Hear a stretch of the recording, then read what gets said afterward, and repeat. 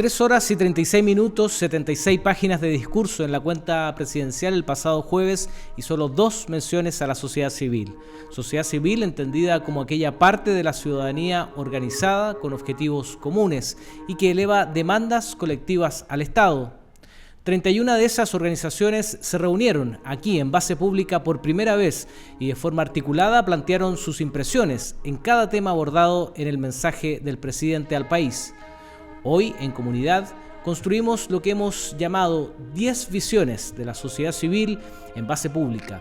Análisis que ponemos a disposición de las autoridades de gobierno, de las empresas y quienes lo requieran, con la convicción de que estas premisas son un llamado a tender puentes para avanzar en la agenda social. Aquí comienza Comunidad.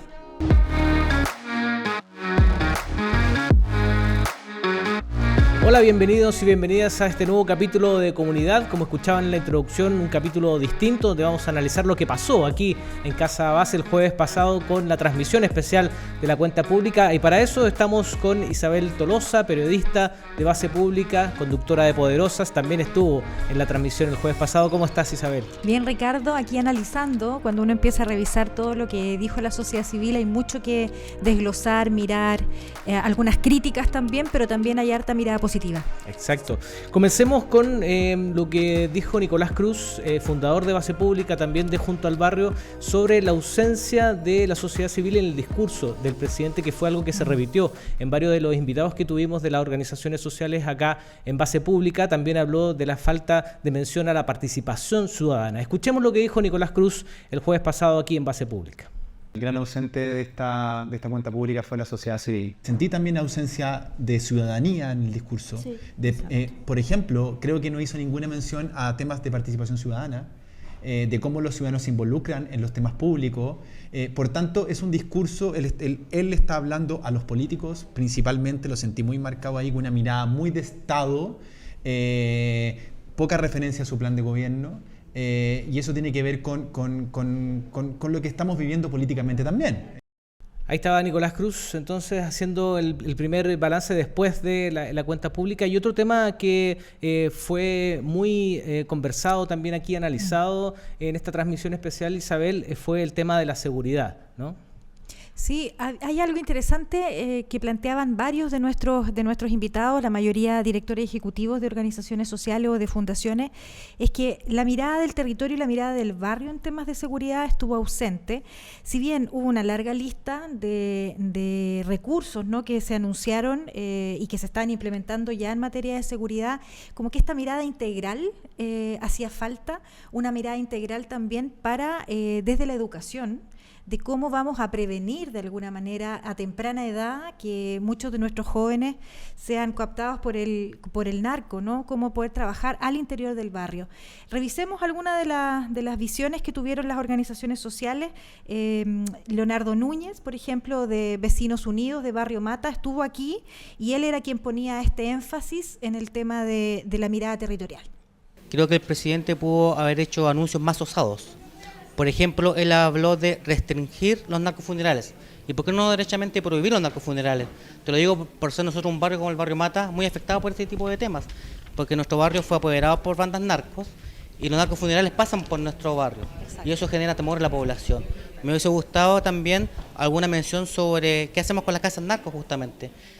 Como saben, este año hubo varias alcaldes involucraron el tema de las casas narcos y cómo combatir el narcotráfico. Nosotros, como un barrio que hemos sido tomado por bandas narcos, estamos rodeados, en mi caso, en mi barrio, por 4 bandas narcos que se tomaron casas. Ahí necesitamos medidas legislativas que nos ayuden a liberar de manera más expedita y más rápida el tema de las casas narcos, por ejemplo. La casa narcos se la toman estos delincuentes y no hay cómo sacarlos del barrio. Exacto.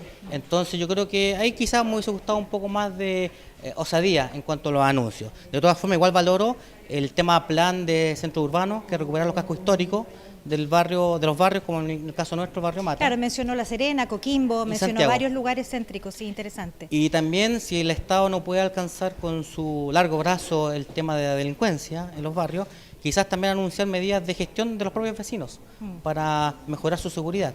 Hay que estar consciente que ninguna de las medidas que proponga un gobierno va a terminar con el problema de la delincuencia.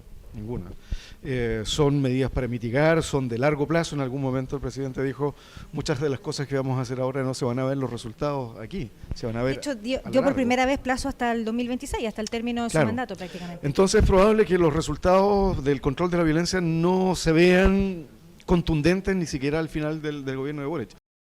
Bueno, ahí escuchábamos también a Daniel Grimaldi de la Fundación Chile 21, que tú los entrevistaste, Isabel, y tenían esta visión también de que, claro, se están haciendo cosas, pero el foco también tiene que estar en seguir con el tema de la seguridad, pero involucrando también a organizaciones como los vecinos organizados de Mata. Claro, estuvo también aquí Mario Orellana, que es de la Escuela de Líderes y Lideresas, principalmente que trabaja en Renca, tenía una visión muy parecida sobre cómo se incorpora el territorio y la mirada integral.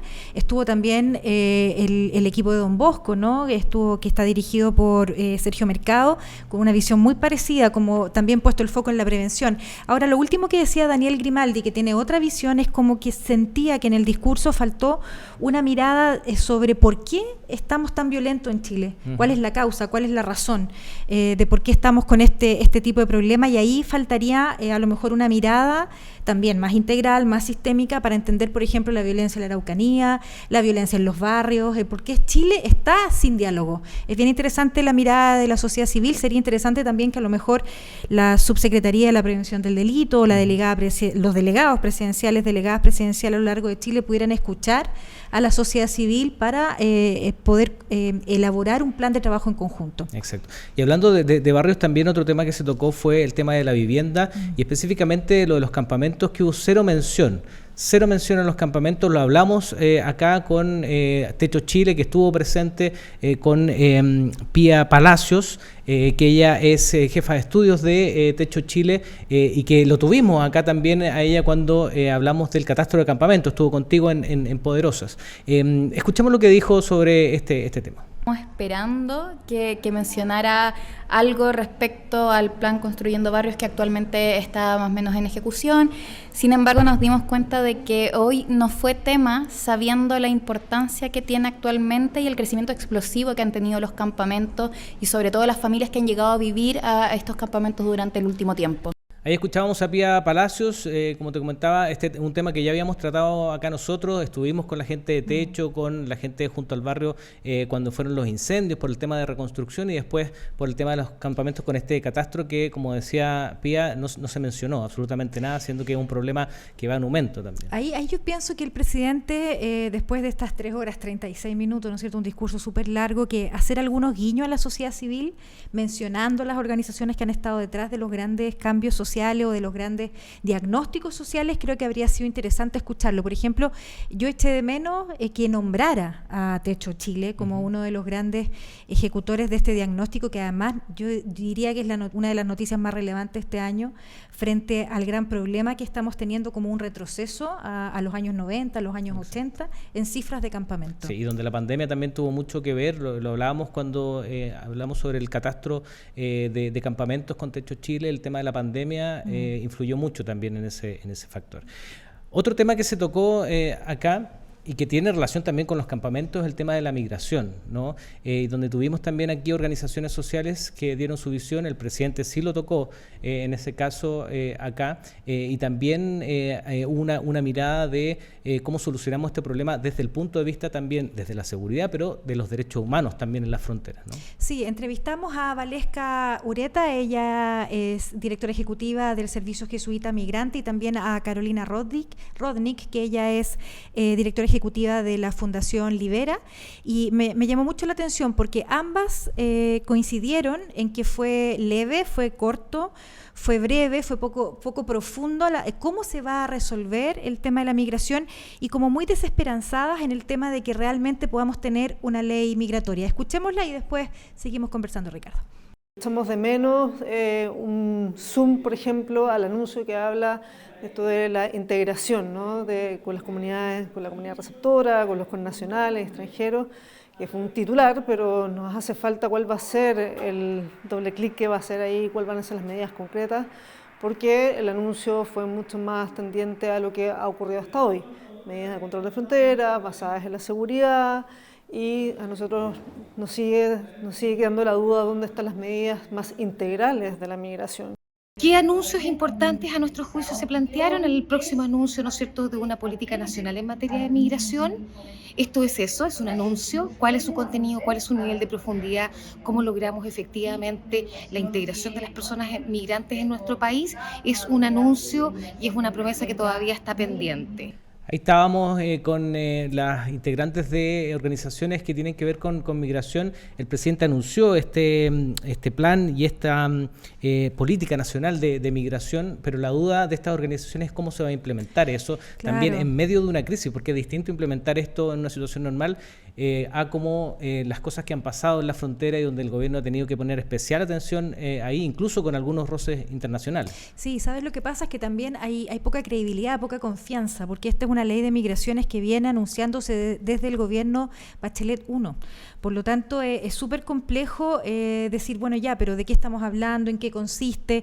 Algo que decía ahí Valesca Ureta, ¿no? Decía que en el fondo está súper centrado en los problemas de seguridad, en los problemas de frontera, en los problemas que tienen que ver hoy día con la expulsión o no expulsión de migrantes, pero le hace falta una mirada de cómo vamos a regularizar a las personas que están ya viviendo en Chile, cómo vamos a ofrecer una mirada mucho más integral del problema y social del problema migratorio.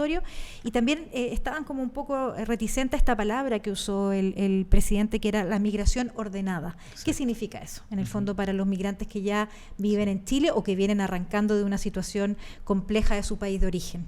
Claro, ahí también hablaban de detallar, ¿no? Estas políticas de cómo se van a llevar a la práctica, cómo se van a financiar también, porque todo esto implica financiamiento. Otro tema que siempre está muy presente en las cuentas públicas es el tema de la educación. Nosotros también estuvimos acá con varias organizaciones de la sociedad civil que ven temas de educación y nos dieron una visión principalmente sobre que no hubo nuevos anuncios, ¿no? Sino que se dijo lo que se estaba haciendo, cosas que venían hace antes, y también se habló de cosas que no se pueden hacer porque están condicionadas, y ya vamos a hablar de eso, a la reforma tributaria, ¿no es cierto? Como es el tema de la deuda histórica a los profesores, la condonación del CAE también.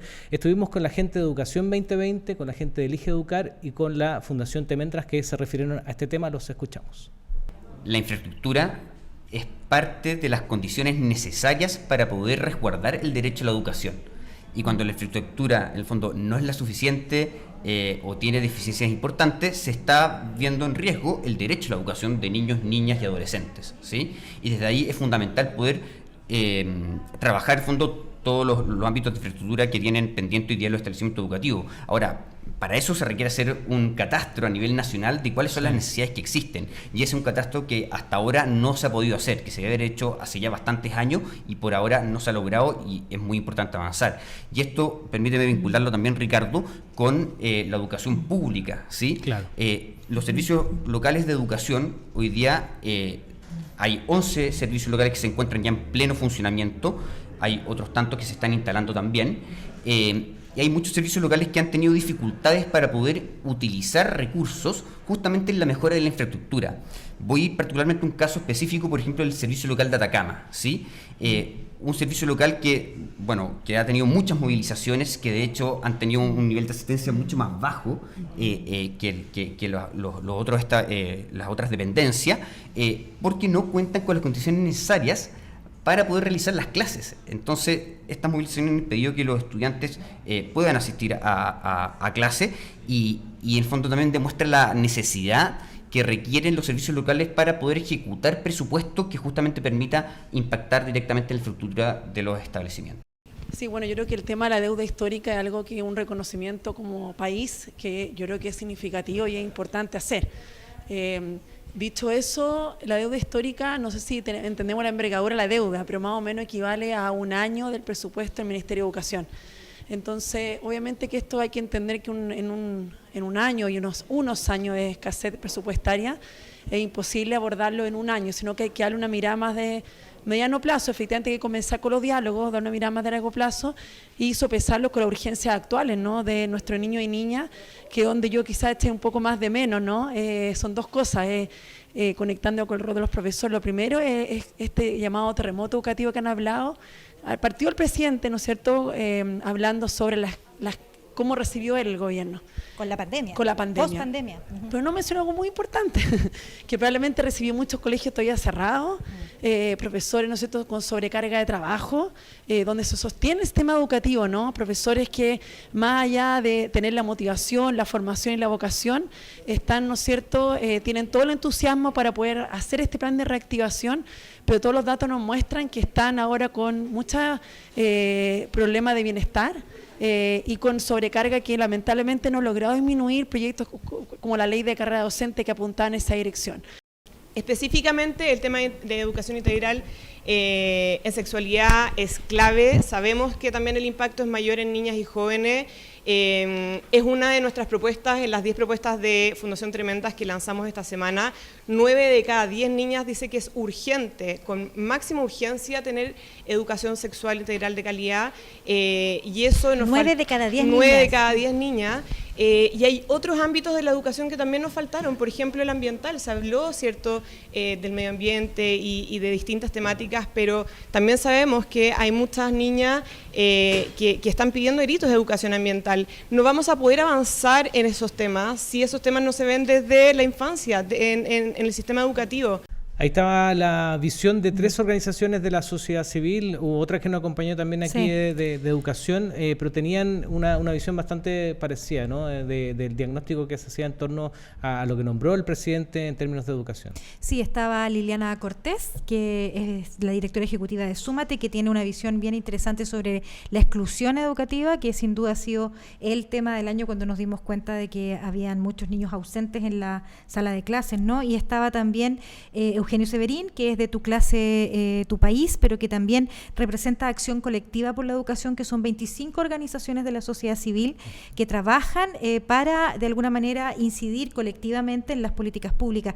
Es bien impresionante cómo trabajaron acá ese día las 5 organizaciones, no sé si te fijaste, que se sentaron todas juntas, iban compartiendo ideas. En educación están bastante organizados de cómo poder incidir en las políticas públicas. Las 5 organizaciones estuvieron como bien de la mano discutiendo, conversando. Exacto. Y estuvieron bien de acuerdo en esto de que mucho de lo que estaba pasando ya se está implementando, entonces no había algo muy novedoso. Algo nuevo, sí. Es interesante cómo también se articulan las organizaciones en torno a temáticas específicas, en este caso educación, y también pasa lo mismo en niñez. Nosotros tuvimos un programa acá en comunidad donde hablamos del Pacto Niñez, ¿no?, que son varias organizaciones de la sociedad civil que están haciendo incidencia también y proyectos específicos, con financiamiento incluso, sobre los temas de niñez. Fue un tema que también se tocó y estuvimos con 2 organizaciones también sociales que hablan de temas de infancia. ¿Sabes? Sí, claro, estuvimos con Don Bosco, con Sergio Mercado y también con World Vision, que en Juan Pablo Venegas. Ambas organizaciones son parte de Pacto Niñez y de alguna manera en conjunto están solicitando, están empujando para que la nueva Constitución incorpore una visión también sobre las niñeces en Chile. Escuchemos lo que dijeron ellas sobre la cuenta pública. Yo creo que es una cuenta optimista. Yo creo que el presidente está bien enfocado cuando habla de infancia, de territorios, de comunidades, de involucrar a las familias y la participación. Pero quedamos expectantes de conocer qué es lo que significa este plan de bienestar integral de la niñez, que él comprometió 20 iniciativas que después se iban a poder conocer. Yo creo que ahí concentramos gran parte de la esperanza para saber cómo se va a materializar esto realmente en los territorios. Hoy día, las otras cosas que él mencionó, yo creo que están bien enfocadas, pero están orientadas más bien a la prevención del delito, a la comisión de delitos, al control, a la represión, que es necesario hoy día para el panorama que estamos viviendo, pero no logramos desprender de ahí iniciativas claras dirigidas hacia la niñez y la infancia en términos de la prevención social, que significa modificar los factores de riesgo antes de que los niños estén expuestos a ello.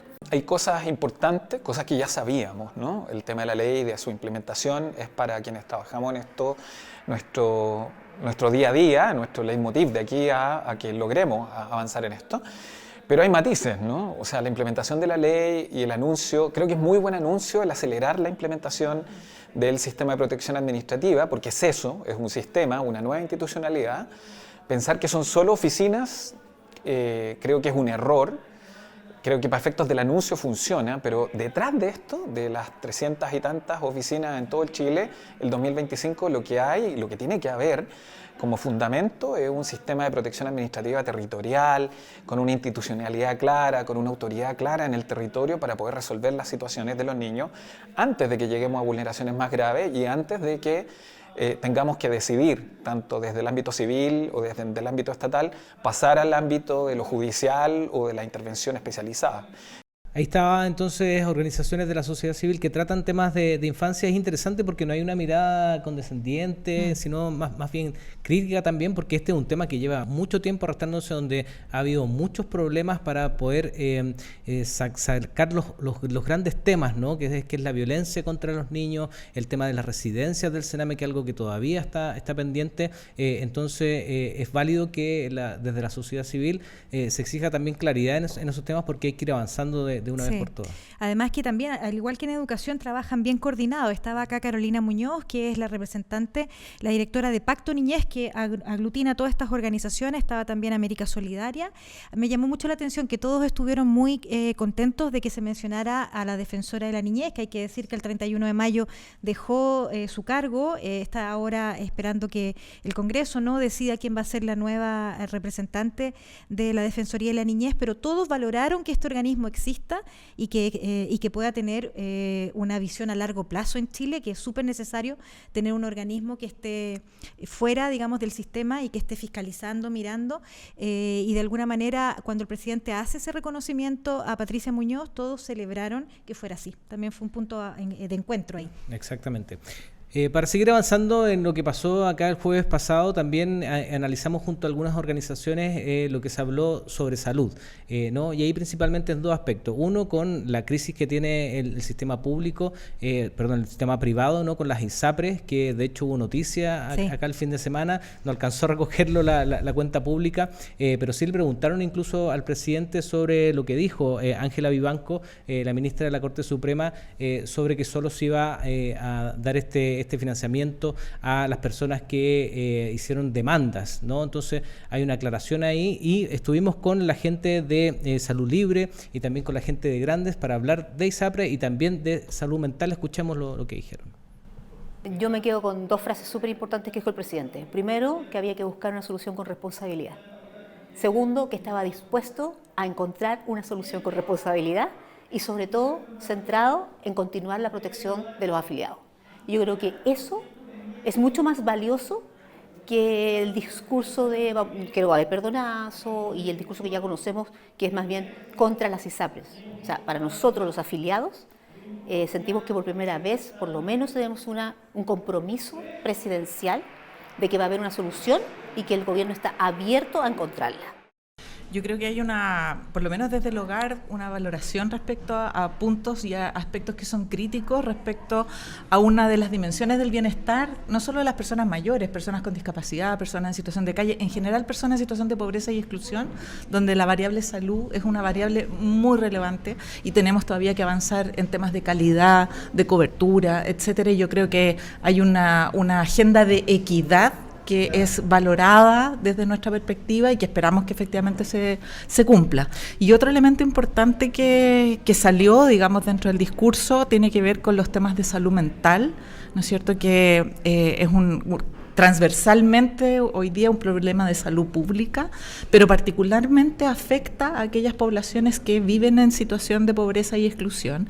Y en ese contexto valoramos muchos de los anuncios que él planteó, el tema de los nuevos centros, COSAM, ¿no es cierto?, no solo estos 15 en su periodo, sino además dejar instalados otros 23.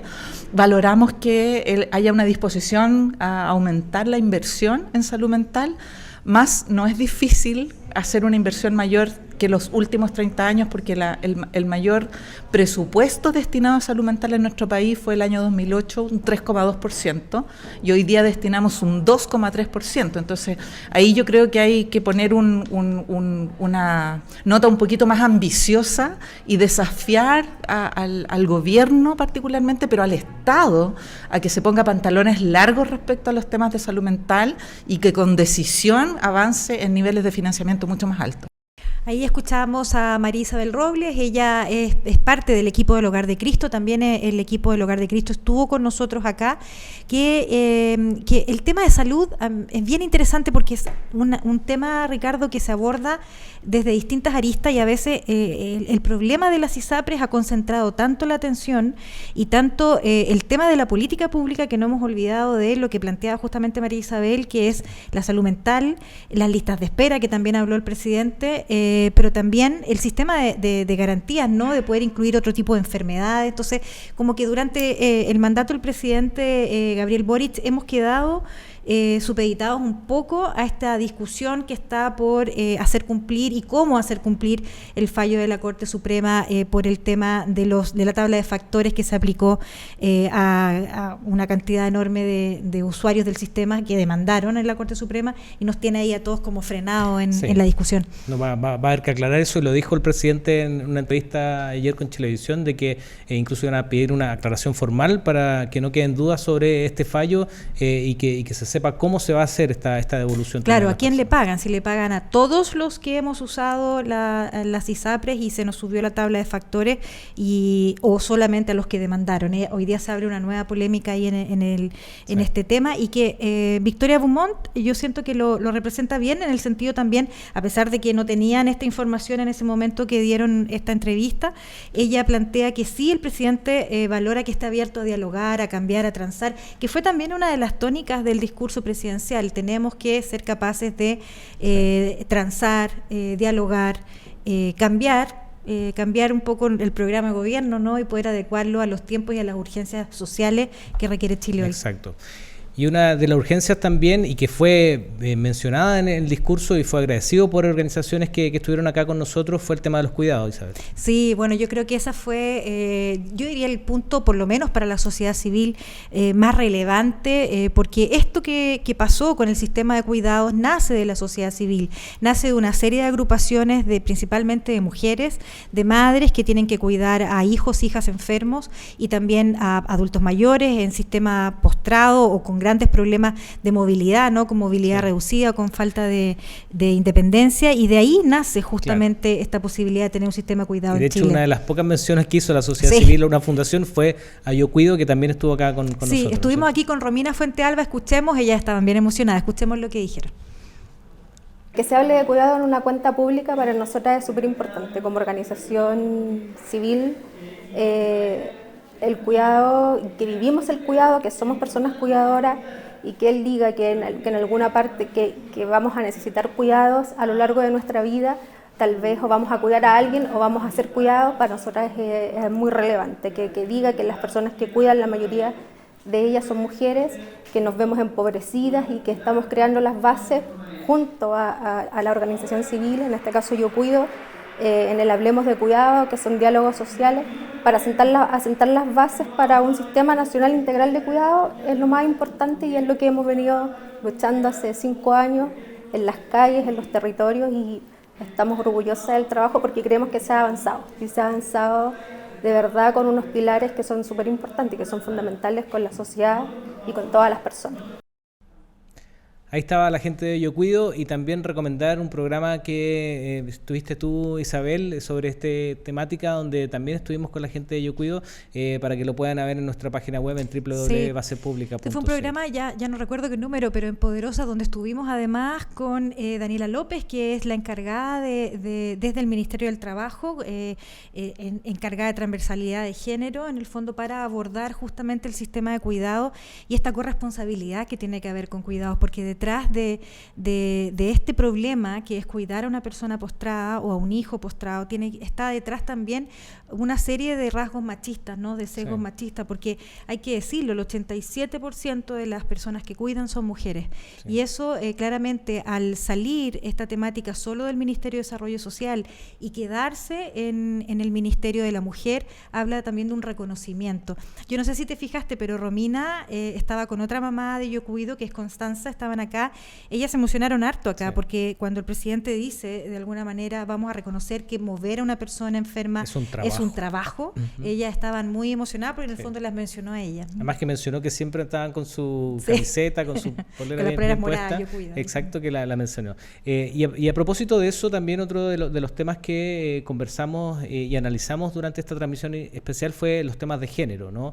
Estuvimos con Paula Badilla, de Hay Mujeres, que también ha estado en nuestros programas acá en Base Pública, y donde hizo hincapié en el tema de la violencia de género y también en el tema de avanzar en la discusión de medidas para erradicar la violencia exactamente. Escuchemos lo que dijo Paula Bobadilla. Género, la agenda es nutrida, hay muchísimo, creemos que hay, por supuesto, un interés bien profundo de transversalizar el enfoque de género en los distintos ministerios y por eso, a través del trabajo que se está haciendo con estas asesoras de género, lo que se ha logrado es ir levantando iniciativas con el enfoque de género en ministerios que quizás antes se sentían más alejados de la temática. Y en ese sentido, varias de las cosas que se resaltaron, los programas de desarrollo público, qué sé yo, de agricultura, etcétera, enfocados en mujeres son muy relevantes y son novedosos para este trabajo.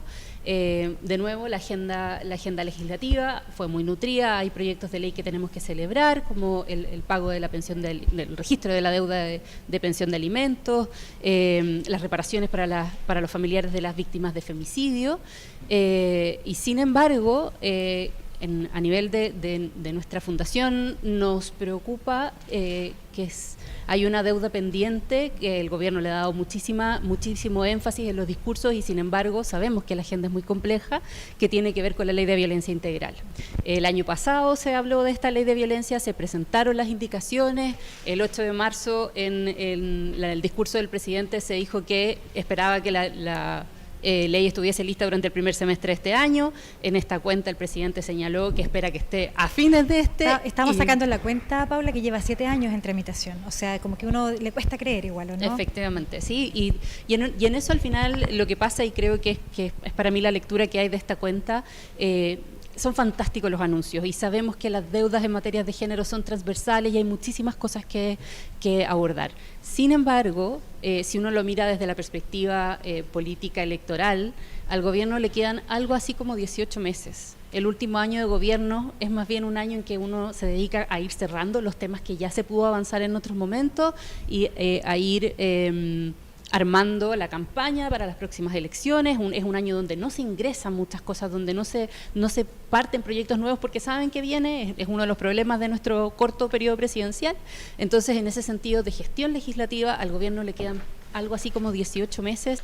Ahí estaba Paula Badilla de Hay Mujeres, hay que decir, una organización que se preocupa precisamente de visibilizar a mujeres que están haciendo temas sociales, pero también en todos los ámbitos, ¿no? Un poco diciendo que en todas las materias hay una mujer que puede opinar, que tiene una visión y que se puede también visibilizar eso, ¿no? Sí, conversábamos con Paula Badilla después de la transmisión y ella decía, claro, que qué difícil es cuando también en los medios, en determinadas temáticas, principalmente económicas, solamente se relevan hombres, porque cuesta mucho encontrar a expertas mujeres por el tema del litio, de repente por temas ingenieriles, por temas de inteligencia artificial, siempre hay voceros hombres, pero uno empieza a escarbar y te encuentras con una cantidad de mujeres expertas que están en los centros académicos o que están en la empresa y es cosa de buscar, y vas a encontrar una mujer experta y esa es como un poco la premisa de Hay Mujeres, que hacía esta crítica, ¿no?, de alguna manera a esta ley que lleva tanto tiempo, la ley de violencia integral, que de repente, claro, hacen que desconfíen de que realmente vaya a ser, lleva 7 años de tramitación, entonces por lo tanto había como una desesperanza en su crítica al final. Una desconfianza ahí. Donde también hay mujeres expertas en medio ambiente y estuvimos con 2 de ellas aquí en Base Pública, Isabel. Sí, en tema medioambiental estuvimos con la gente de Chile Sustentable y también con Tremendas, con Camila Sola. Ellas tuvieron una visión estaban bien contentas porque por lo menos el presidente lo que hace en el discurso medioambiental es reconocer que hay una crisis y cuando uno parte desde ahí ya la conversación es distinta, pero sí encontraron que faltó un poco más de una mirada incluyendo a la comunidad, más participativa, demasiado productiva, demasiado basada en tema de desarrollo económico y medio ambiente, como que les hizo falta una mirada más integral también. ¿Escuchemos? Y a propósito de Tremendas, también es interesante ver que hay muchos jóvenes haciendo activismo medioambiental. Nosotros hemos tenido a varios de ellos acá en Base Pública y ellos tienen la energía también y también movilizan a muchos otros jóvenes y es importante también hacer esa red. Escuchemos lo que dijeron sobre medio ambiente. El que haya también dado un punto al hecho de que sí se reconoce que estamos en crisis, por ejemplo, climática y ecológica y que energética por sí, y consideramos que, claro, dentro de todo lo que se está elaborando para dar respuestas a lo que requiere el país en términos de recursos, etcétera, hay una transición que tiene que ser llevada de manera justa. Y en ese sentido, claro, me quedó la sensación de que el discurso da un énfasis mayor a lo que es productivo, de lo que significa toda esta agenda relacionada con la parte más como energética y de los recursos que podemos obtener a nivel nacional con estos intercambios a nivel internacional del hidrógeno verde, del litio, el cobre, Pero también nos quedamos con esto de que falta mucho por conservar y dar una muy buena señal en torno a eso. Si bien mencionó la ley de biodiversidad, todavía no se promulga y por lo tanto se generan también otras discusiones más locales, territoriales, que se necesitan dar respuestas, sobre todo terminar con las zonas de sacrificio, por ejemplo. No se habló mucho de participación juvenil y esto en términos ambientales significa bastante, porque casi todas las iniciativas medioambientales han nacido de los movimientos juveniles. Hoy en día movimientos tales como el Tratado de Escazú, nosotras mismas como Tremenda, Fridays for Future, muchas organizaciones que están levantando todas las iniciativas medioambientales y todas las regulaciones medioambientales que hoy en día son materia de ley. Entonces hizo falta hablar de las comunidades, hablar de las organizaciones.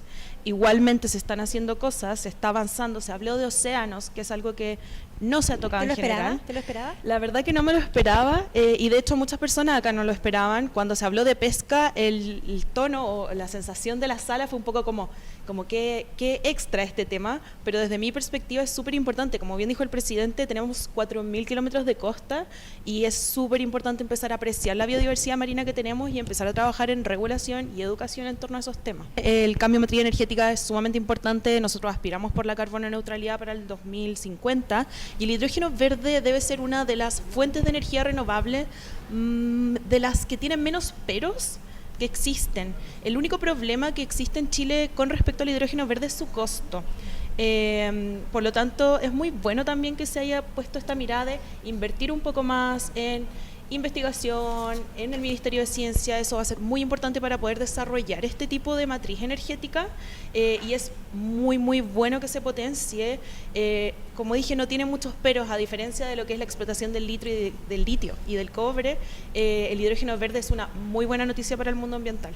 Ahí estaba entonces, Isabel, este decálogo, estas 10 categorías, estos 10 temas que nosotros elegimos para destacar de esta transmisión bien larga que tuvimos el jueves pasado acá, y donde también yo rescato esta articulación, ¿no? y este compromiso que se da entre las organizaciones sociales y que pudimos reunirlas acá a más de 30 en esta transmisión especial, donde los vimos ahí tomando nota, conversando entre ellos, dándose los teléfonos también, haciendo contacto, haciendo comunidad, ¿no? Que es la idea y fue el objetivo que tuvimos también, además de poner estos temas sobre la mesa para que ojalá lleguen a las autoridades y también a las personas que nos están viendo en este minuto y que vieron también la transmisión el jueves pasado. Claro, son 10 visiones, de alguna manera, 10 temáticas con distintas miradas de la sociedad civil.